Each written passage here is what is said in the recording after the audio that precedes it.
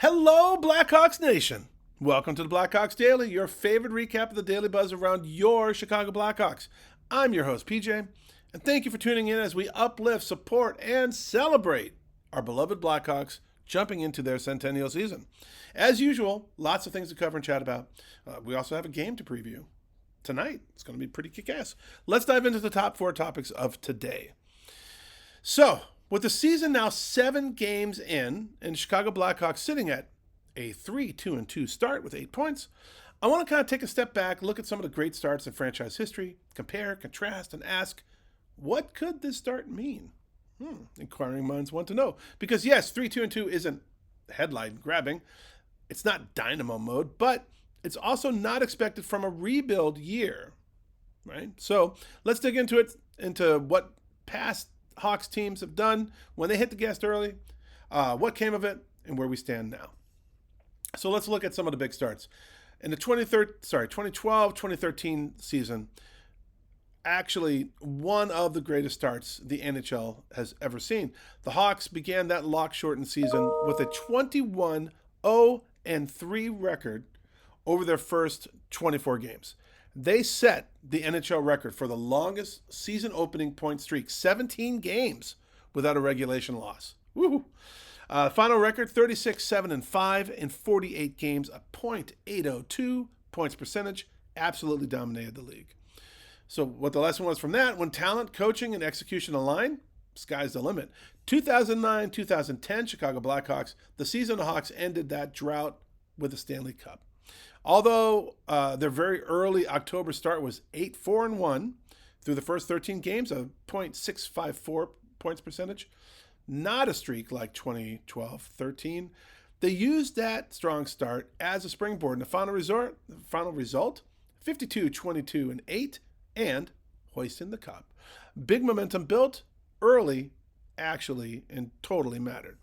2011-2012 Chicago Blackhawks, another strong early slice. They went 7-2-2 in their first 11 games with a .636 points percentage. That helped carry them into a postseason run. While not record-breaking, it showed consistency early and how that correlates with deep runs. So where are our 25-26 Hawks at? Well, 3 wins, 2 losses, 2 overtime shootout losses, 8 points in 7 games, a points percentage of about .571. According to an early season recap, the games have been close and competitive. Hawks fans are feeling optimistic regarding this stretch of wins. So is Bedard, as we talked about before. So let's compare. 2012-2013, their start, unreal, right? .875 plus points percentage across the first 24 games. 2009-2010 start, strong, not dominant, .654. And this season, respectable, competitive, not breakout, though. So what that means, well, the start is healthy, it's balanced, and for a team in rebuild mode, showing competitiveness early, especially through young talent, and that's a positive sign. It's not a guarantee for a deep playoff run, but definitely can be seen as more of like a foundation builder. So what could this mean? It could mean that our identity is forming. The Hawks aren't just showing up, they're battling, they're earning points, they're staying in games. That builds long-term culture. The youth are contributing, unlike past rebuild years where talent took longer to show. This group, especially like Bedard and Azar and our younger D, they're having meaningful moments early. And it's a confidence builder, right? A few wins, some tight games early gave them belief. And that matters when you're young and you're learning. So what does a start not guarantee? It doesn't guarantee a playoff berth, obviously. In the era of 17-0-3 starts aside, most strong early runs need sustained excellence through all 82 games. It doesn't guarantee that there are no growing pains ahead. Young teams will have rough patches, obviously. Consistency is always a challenge. And it doesn't guarantee that we're in our dominant cycle yet, right? We're not at a record run territory yet. But you don't need to be to take a step forward. So what are some takeaways? 3-2-2 start for Chicago is it's really good for a rebuild year.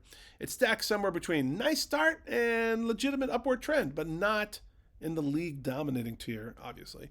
If the Hawks keep this trajectory, improve on the 2 losses into wins, which actually easily done, right? maintain competitiveness, then we might look back in a few months and say, this was a turning point season, which very well could be. If they stumble, well, then we'll remember that, we had some early competitiveness as a foundation, but not necessarily a launching pad.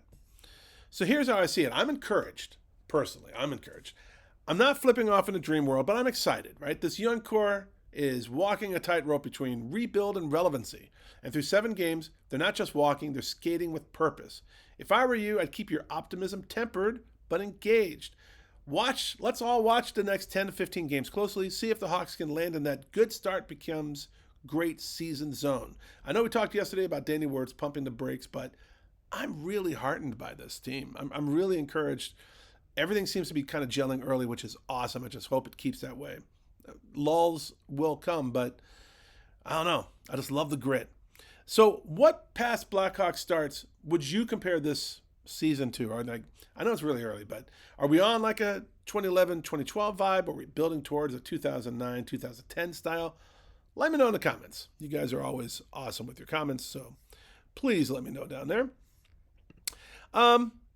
So why the Hawks are rolling with a lineup formula that's a little bit different. It's strange strategy, but it's smart system, right?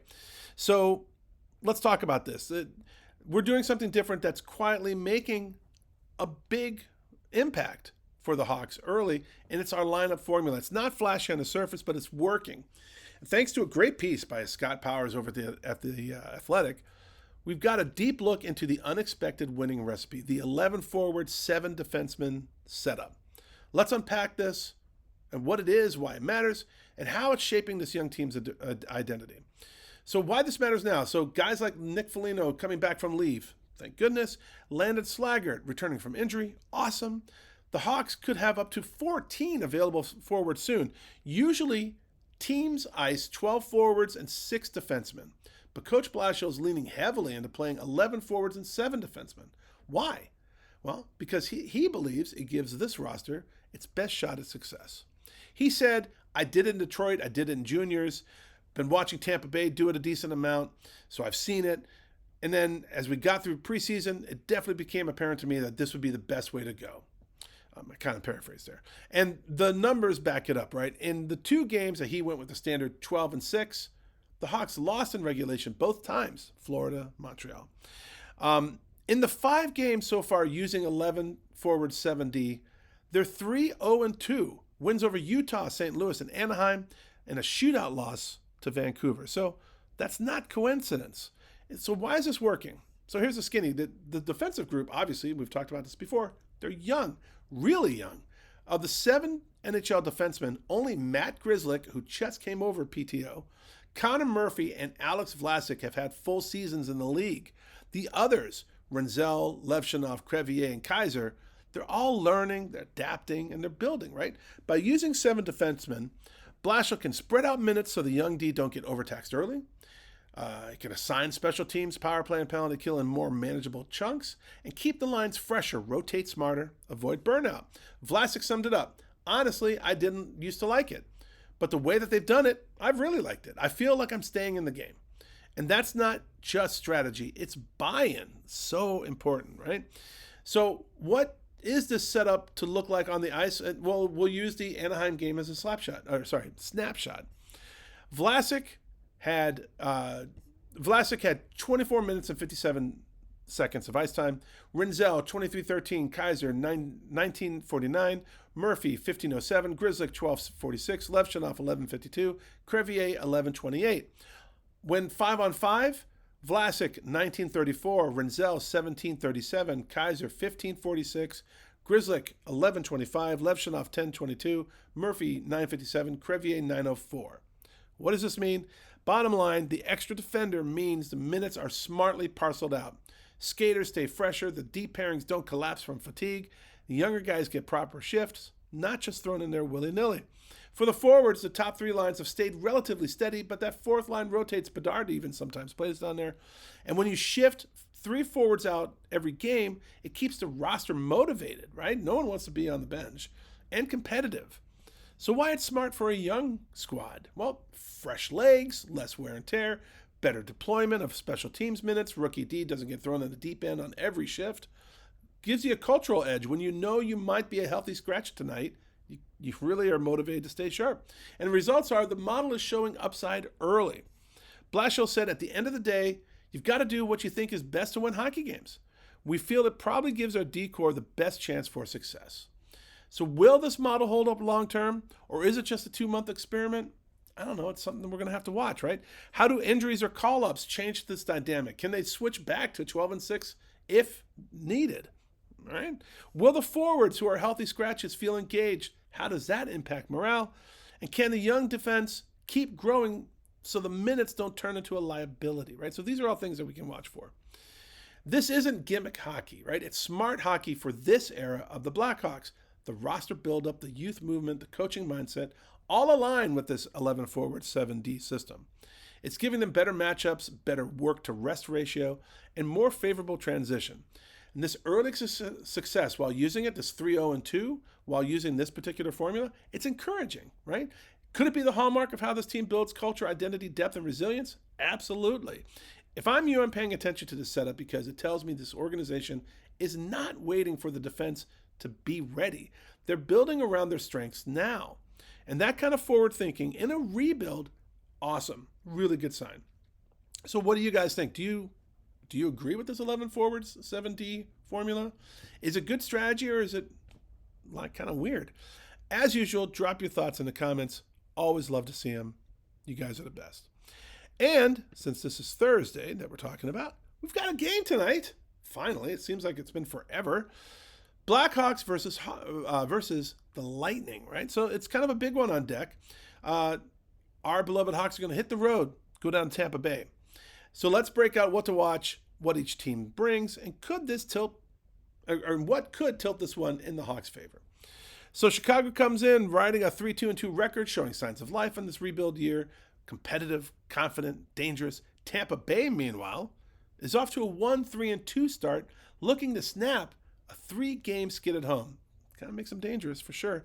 They're historically dominant at home, but have stumbled out of the gates. Betting-wise, which we don't like betting, but let's see what the odds makers say. The Lightning are heavy favorites at home, odds around minus 310, while the Hawks clearly are the underdogs. So you've got a hungry young Hawks team showing up on the road at a Lightning squad that's decent but vulnerable right now. So that's kind of the setup. So here's some key matchups and the storylines. First of all, coach reunion in history. Blashill returns to Tampa facing his old boss, John Cooper. Blashill spent 3 seasons as an assistant in Tampa and has a familiarity with the Lightning system, of course. That adds an emotional and strategic layer. Blashill's got inside knowledge, mindset, and urgency. So does Cooper, right? So it's going to be interesting how these guys play chess tonight. Hawks momentum and young core. The Hawks have shown bite. Their young forwards and defensemen are contributing. For example, their top goaltender, Spencer Knight, is 2-2-1 with a sterling 9.937 save percentage and a 1.96 GAA so far. They'll need that same structure and discipline against Tampa Bay if they're going to come out, right? Lightning weaknesses and maybe some opportunities for us. Tampa has the league's best home results last season, right? But this year, they're off and have allowed more heat. There's a window for the Hawks. Show up early, dictate pace, avoid giveaways, and penalty trouble. And then regarding injuries, the Hawks might be without key forwards.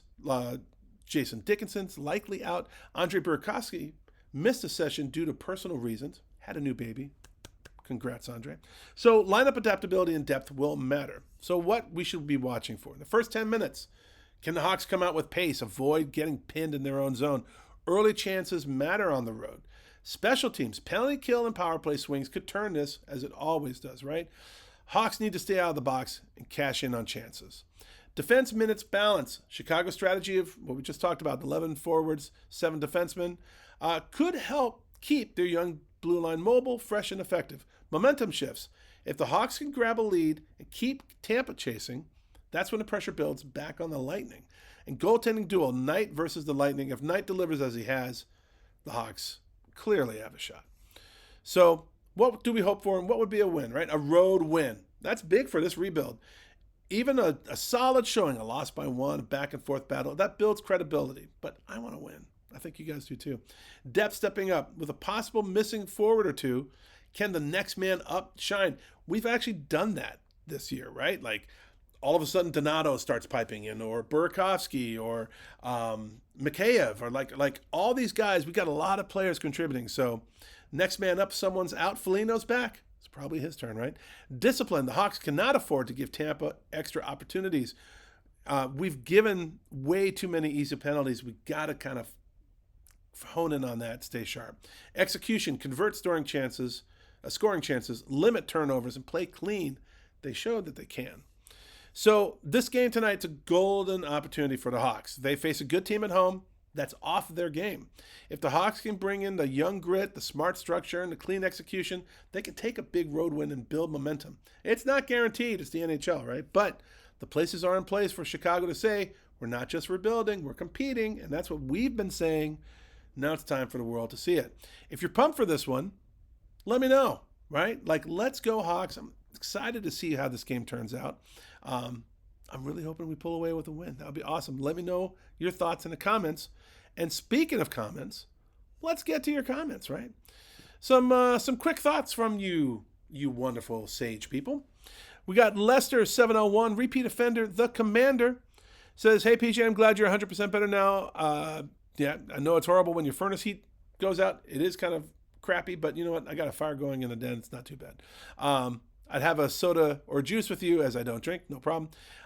You and Mrs. PJ, Kara the author, which is karatheauthor.com, talking about her book about breast cancer. And it's kind of a pep talk. So half proceeds go to Susan G. Komen and the National Breast Cancer Foundation, and a free book is given to whoever's going through breast cancer right now, for each one sold. Great job on all fronts. Thank you very much, sir. And he feels, Lester feels the Hawks are coming on strong every game. He expects Connor Bedard to have some explosive games soon, which I do as well, sir. So thank you for your contributions. Joshua Bauman, 3209, another repeat offender. Thanks for the daily content, PJ. Of course, sir. This week off for the team. It sure is nice for them, but torture for us obsessive fans. Absolutely true. So damn true. But we got a game tonight, so thank God for that. There's a lot to be excited about this season. I'm not going to hold my breath about the playoffs, but crazier things have happened. Very true. A 30-point swing from last year would be needed. True. But this team is already at 8 points in 7 games. I prefer to be an optimist, even if I'm let down from time to time. Actually, I'm totally with you. That's kind of, in my opinion, it's kind of how you have to be, right? And then he continues. He says, I'm glad Nick Foligno is back. I personally know that Boston Children's, where the procedure took place, his daughter, Milana Foligno, where she was born with a congenital heart defect. She had surgery shortly after birth at Boston Children's. Is one of the best pediatric cardiology hospitals in the world. My nephew was born there. He had open heart surgery at 7 years old. The procedure was pioneered at that very hospital. Did not know that. Anyway, I'm loving this community. Would love to visit Chicago one day. Go Hawks. First of all, thank you for being a Hawks fan from afar. And you've never been to Chicago? You must love our sweaters, which I don't blame you. But get over here, man. Bring your wonderful girlfriend. Come check out the best city in the world. We are definitely a foodie town. Let me know. Definitely give you a bunch of great suggestions. This body is not built by McDonald's, so we have some amazing eateries in this town. Come visit. It's the best city in the world. Come in the fall or spring. Awesome time. Summer's great too, really. And winter, you know what? That's why God invented clothes, right? And jackets. Come on out. Just enjoy the city. We got so much to share. So thank you for your contributions, Joshua. Thank you for being a part of this community. And that's a wrap for today, Blackhawks Nation. If you're new here, welcome to the channel. Please like and subscribe. If you are subscribed, thank you so much for your support and for sharing about the channel to all your friends and families and neighbors. Get them all in here. The more the merrier. If you make a comment, thank you for sharing your thoughts, your expertise, and your passion about the Hawks with us all, because it all helps us. And if you're a repeat offender in the comments, thank you so much for your contributions. Absolutely an honor building this community with you. Just freaking love it.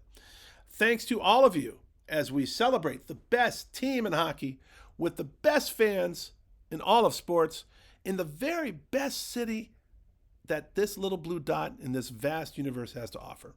That does it for now. I am PJ. And I will see you next time, hopefully talking about a Hawks win on Blackhawks Daily.